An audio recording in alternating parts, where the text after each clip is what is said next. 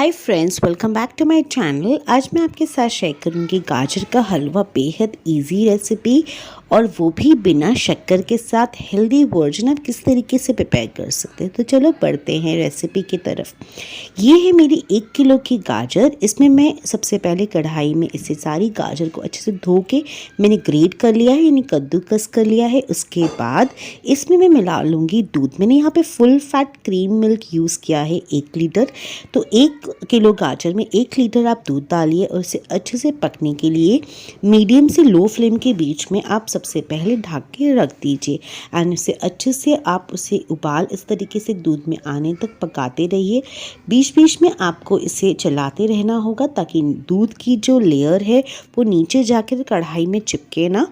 और इसे अच्छे से आप को दूध और गाजर को अच्छे से सुखा देना है। इतना पकाना है कि दोनों को कॉम्बिनेशन है वो सूख जाए। इसमें मैं शक्कर नहीं ऐड करूँगी। इसे मैं एक अलग तरीके से मीठे से प्रिपेयर करूँगी, यानी जब ये पूरा दूध सूख जाएगा तो मैं इसमें ऐड करूँगी गुड़।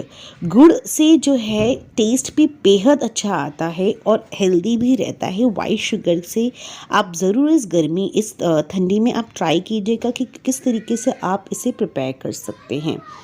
उसके बाद इसे अच्छे से सूखा हमें भूनना होगा एंड फिर हम इसमें घी ऐड करेंगे। ये काओ घी है, इसीलिए ये येलो कलर की है। आप चाहो तो आप कोई भी किस्म की घी यूज़ कर सकते हो। उसके बाद इसे अपनी टेक्सचर जितना आपको उसको थिक रखना है, सूखा रखना है, उस हिसाब से टेक्सचर में इसको आप फॉर्म कर लीजिएगा। तो मैं इसको थोड़ा सा हल्का सा चाशनी जैसा रखूँगी एंड ये पूरा हलवा रेडी हो चुका है। इसे हम सर्व करने के लिए आप इसे गरम गरम सर्व कर सकते हैं या हल्का सा रूम टेम्परेचर में सर्व कर सकते हैं।